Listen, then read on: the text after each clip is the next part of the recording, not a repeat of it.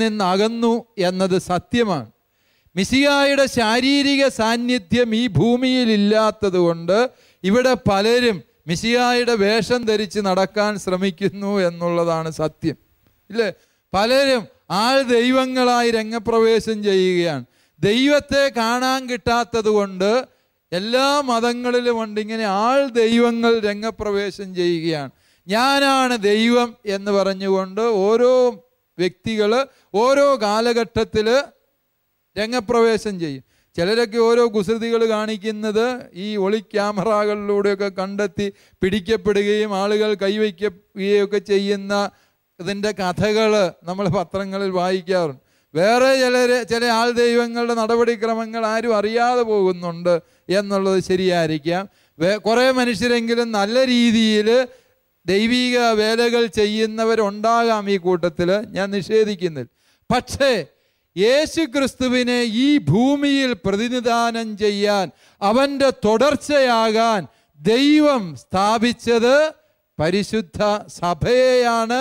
ആ സഭയിൽ ദൈവം നൽകുന്ന വചനവും കൂദാശകളുമാണ് ക്രിസ്തുവിനെ ഈ ഭൂമിയിൽ ദൈവജനത്തിന് സംലഭ്യമാക്കുന്നത് എന്നത് ഈ ഉത്ഥാന വിവരണങ്ങൾ നമുക്ക് തരുന്ന അടിസ്ഥാന ദർശനമാണ് എന്ന കാര്യം പ്രിയപ്പെട്ട വിശ്വാസികളെ നിങ്ങൾ മറക്കരുത്. അതുകൊണ്ട് ഈ ഉത്ഥാന വിവരണങ്ങൾ എന്തിനാ സുവിശേഷത്തിൽ എഴുതിയിരിക്കുന്നത് എന്ന് ചോദിച്ചാൽ, നമ്മളെ അതിനെക്കുറിച്ച് ബോധ്യപ്പെടുത്തുക എന്നുള്ളതിനേക്കാൾ ഉപരി തമ്പുരാൻ നമ്മളോട് ആവശ്യപ്പെടുക, ഉത്ഥിതനായ മിശിഹായെ ഇനിമേൽ വിശ്വാസികൾ എവിടെ അന്വേഷിക്കണം, എവിടെ പരിശോധിക്കണം, എവിടെ അവനെ അനുഭവിക്കാനുള്ള സാധ്യതകളുണ്ട് എന്ന് സുവിശേഷകന്മാർ നമ്മളോട് പറഞ്ഞു തരികയാണ്. അല്ലാതെ മിശിഹാ തമ്പുരാൻ്റെ ഉത്ഥാനത്തിൻ്റെ തെളിവുകൾ 1, 2, 3, 4 എന്ന രീതിയിൽ അവതരിപ്പിക്കുകയാണ് സുവിശേഷകന്മാർ ചെയ്യുന്നത് എന്ന് ഞാൻ വിചാരിക്കുന്നില്ല. മറിച്ച് ഉത്ഥിതനെ ഇനിമേൽ വിശ്വാസിക്ക് കണ്ടെത്താൻ ആവുന്നത് എവിടെയൊക്കെ എന്ന അടിസ്ഥാന സത്യം ഈ സുവിശേഷകന്മാർ നമ്മോട് പറഞ്ഞു തരികയാണ് എന്ന് നിങ്ങൾ മനസ്സിലാക്കണം. ഉത്ഥാനത്തെക്കുറിച്ച് പൊതുവായി ചിന്തിക്കുമ്പോൾ ഇത്രയും സത്യങ്ങൾ ഈ തിബേരിയാസ് വിവരണത്തിൻ്റെ പരിപ്രേക്ഷ്യത്തിൽ അല്ലെങ്കിൽ അതിൻ്റെ പശ്ചാത്തലത്തിലുണ്ട് എന്ന് പ്രിയപ്പെട്ടവരെ നിങ്ങൾ മനസ്സിലാക്കുക. ഇനി ഞാൻ നിങ്ങളോട് പങ്കുവയ്ക്കുക ഈ തിബേരിയാസ് കടൽ തീരത്ത് മീൻ പിടിക്കാൻ പോകുന്ന അപ്പസ്തോലന്മാരുടെ അനുഭവമാണ്. ഒരുപാട് പ്രതീക്ഷകളുമായി ഈശോ മിശിഹായുടെ ഒപ്പം കൂടിയവരാണ് ഈ അപ്പസ്തോലന്മാർ. അപ്പസ്തോലന്മാരെ എല്ലാം ഉപേക്ഷിച്ചേച്ച് പോയി എന്ന് പറഞ്ഞാലും അവരൊന്നും കാര്യമായി ഒന്നും ഉപേക്ഷിച്ചിട്ടൊന്നുമില്ല, ഇല്ലേ? പത്രോസ് വള്ളവും വലയും എറിഞ്ഞേച്ചിട്ടാണ് പോയത് എങ്കിൽ ഈ രാത്രിയിൽ അവർക്ക് എവിടുന്ന ഈ വള്ളവും വലയും കിട്ടുക? അവന്മാരൊന്നും ഉപേക്ഷിച്ചിട്ടൊന്നുമില്ല, എല്ലാം മടക്കി കെട്ടി ഏതോ തട്ടുംപുറത്ത് വെച്ചേച്ചിട്ട് പോയതായിരുന്നു. എന്തെങ്കിലും ആവശ്യം വരുമ്പോൾ ഉപയോഗിക്കാമെന്ന്. ഞങ്ങൾ അച്ഛന്മാരും സിസ്റ്റേഴ്സും ഒക്കെ പലപ്പോഴും വീട്ടിൽ നിന്ന് പോകുമ്പോൾ എല്ലാം ഉപേക്ഷിച്ചേച്ച് പോകുന്നു എന്ന് പറയുമ്പോൾ ഞങ്ങളുടേതായ ഒരു ട്രങ്ക് പെട്ടിയെങ്കിലും ഞങ്ങൾ വീട്ടിൽ വയ്ക്കാറുണ്ട് എന്നുള്ളത് ഒരു യാഥാർത്ഥ്യമാണ്. കുറേ കഴിയുമ്പോൾ തുരുമ്പ് പിടിച്ച് പോകും. എന്നാലും പോകുമ്പോൾ ഞങ്ങളുടേതായി ബാക്കിയുള്ള ട്രങ്ക് പെട്ടിയിൽ എല്ലാം കൂടെ അടുക്കിപ്പെറുക്കി വെച്ചേച്ചിട്ട് തന്നെയാണ് ഞങ്ങളെല്ലാവരും പോയത്. എല്ലാം ഉപേക്ഷിച്ചു എന്ന് പറയുമ്പോഴും ചിലതൊക്കെ ഉപേക്ഷിക്കാതെ പിടിച്ചു വയ്ക്കുന്നുണ്ട് എന്നുള്ളത് യാഥാർത്ഥ്യം. ഞാൻ വിചാരിക്കുന്ന ഈ അപ്പസ്തോലന്മാരും അങ്ങനെയൊക്കെ ആയിരിക്കാം ചെയ്തത്. വള്ളവും വലയും ഒക്കെ അവരുടെ കൈവശം ഇപ്പോഴും സ്റ്റോക്കുണ്ട്. അതുകൊണ്ടാണ് ഒരു ആവശ്യം വന്നപ്പോൾ തൽക്ഷണം അവർക്ക് എടുത്തുപയോഗിക്കാൻ തക്ക വിധത്തിൽ വള്ളവും വലയും കിട്ടിയത്. ഞാൻ വിചാരിക്കുന്നു ഈ അപ്പസ്തോലന്മാർ നമ്മളിൽ പലരുടെയും പ്രതിനിധികളാണ്. കണക്കുകൂട്ടലുകൾ തെറ്റിപ്പോകുന്ന മനുഷ്യരുടെ പ്രതിനിധികളാണ് തിബേരിയാസ് തീരത്തെ അപ്പസ്തോലന്മാർ. കണക്കുകൂട്ടലുകൾ തെറ്റിപ്പോകുന്ന മനുഷ്യരില്ല. ഈയിടെ ഒരു ധ്യാനാവസരത്തിൽ ഒരു സഹോദരൻ എന്നോട് പങ്കുവെച്ച സങ്കടം, അദ്ദേഹം നല്ല നിലയിൽ ജോലി ചെയ്ത് റിട്ടയർമെൻ്റ് ആയ മനുഷ്യനാണ്. പിരിഞ്ഞു പോരുമ്പോൾ സർക്കാരിൽ നിന്ന് പ്രൊവിഡൻറ്റ് ഫണ്ടും മറ്റ് ആനുകൂല്യങ്ങളും എല്ലാമായിട്ട് അദ്ദേഹത്തിന് 6 ലക്ഷത്തിൽ പരം രൂപ ലഭിച്ചു. ഇതുകൊണ്ട് മൂത്ത മകളെ കല്യാണം കഴിപ്പിച്ച് അയക്കണം എന്നത് അദ്ദേഹത്തിൻ്റെ കണക്കുകൂട്ടൽ. ഈ കണക്കുകൂട്ടലുകളുമായി പിരിഞ്ഞു വന്നു. റിട്ടയർ ചെയ്ത് 1 മാസത്തിനുള്ളിലാണ് ഭാര്യ അസുഖബാധിതയായി ആശുപത്രിയിലെത്തിയപ്പോൾ കഠിനമായ രോഗം, ക്യാൻസർ രോഗം ബാധിച്ചു ആ സഹോദരി. 6 ലക്ഷം രൂപ കയ്യിലുള്ളത് ചെലവഴിച്ച് ചികിത്സിച്ചു. വീണ്ടും 2 ലക്ഷം കൂടി കടം മേടിച്ച് ചികിത്സിച്ചു. അദ്ദേഹത്തിൻ്റെ ജീവിത പങ്കാളി ദൈവസന്നിധിയിലേക്ക് വിളിക്കപ്പെട്ടു എന്നതായിരുന്നു ദൈവഹിതം. പ്രിയപ്പെട്ടവരെ, ഈ മനുഷ്യൻ സങ്കടത്തോടെ കണക്കുകൂട്ടലുകൾ തെറ്റിയതിൻ്റെ കഥ, ഇനി തൻ്റെ മകളെ പറഞ്ഞയക്കാൻ ഒരു വഴിയില്ലല്ലോ എന്നോർത്ത് സങ്കടപ്പെടുന്നത് കണ്ടപ്പോൾ ഞാൻ വിചാരിക്കുന്നു, കണക്കുകൂട്ടലുകൾ തെറ്റിപ്പോകുന്ന ഒരു മനുഷ്യൻ്റെ സങ്കടമാണ്.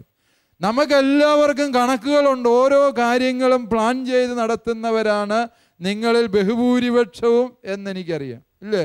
ഇന്ന ജോലി ചെയ്താൽ ഇത്ര കാശ് കിട്ടും, ആ കാശ് കൊണ്ട് ഈ മാസത്തെ ചിലവ് നടക്കും, ഈ മാസത്തെ അടുത്ത മാസത്തേക്ക് വേണ്ടി ഇന്ന വഴിയുണ്ട്, അല്ലെങ്കിൽ ഒരു കൊല്ലം മിച്ചം പിടിക്കുന്നത് കൊണ്ട് ഇന്ന കാര്യങ്ങൾ ചെയ്യാൻ പറ്റും, മക്കളുടെ വിദ്യാഭ്യാസത്തിന് വേണ്ടി, അവരുടെ വിവാഹത്തിന് വേണ്ടി നിങ്ങളെല്ലാവരും തന്നെ കരുതലോടെ കണക്കുകൂട്ടി ജീവിക്കുന്നവരാണ് എന്നത് സത്യമാണ്. പക്ഷേ മനുഷ്യൻ്റെ കണക്കുകൂട്ടലുകൾ തെറ്റിച്ചുകൊണ്ട് സർവേശ്വരനെതിരെ നിൽക്കുമ്പോൾ മനുഷ്യന് എന്തു ചെയ്യാൻ സാധിക്കും? മനുഷ്യൻ്റെ കണക്കുകൂട്ടലുകൾ തെറ്റിക്കുന്ന ദൈവത്തെക്കുറിച്ച് ചിന്തിക്കേണ്ടതുണ്ട് എന്നാണ് ഞാൻ വിചാരിക്കുന്നത്. ശിഷ്യന്മാരുടെ സകല കണക്കുകൂട്ടലുകളെയും തെറ്റിച്ചു.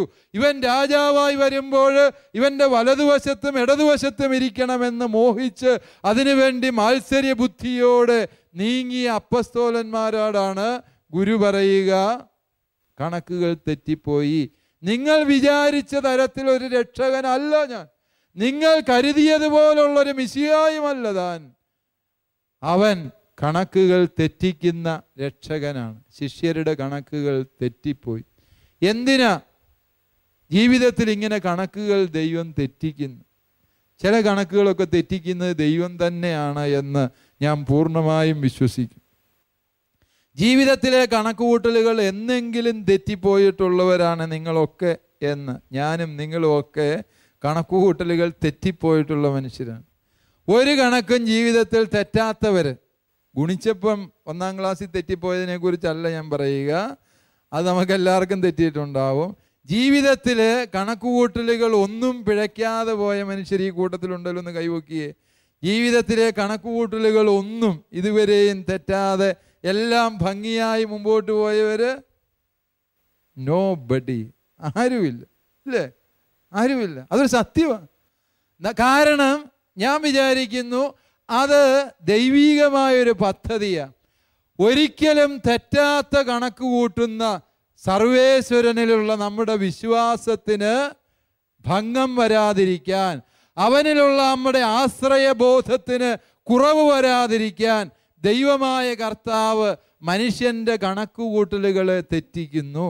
Hallelujah, hallelujah, hallelujah.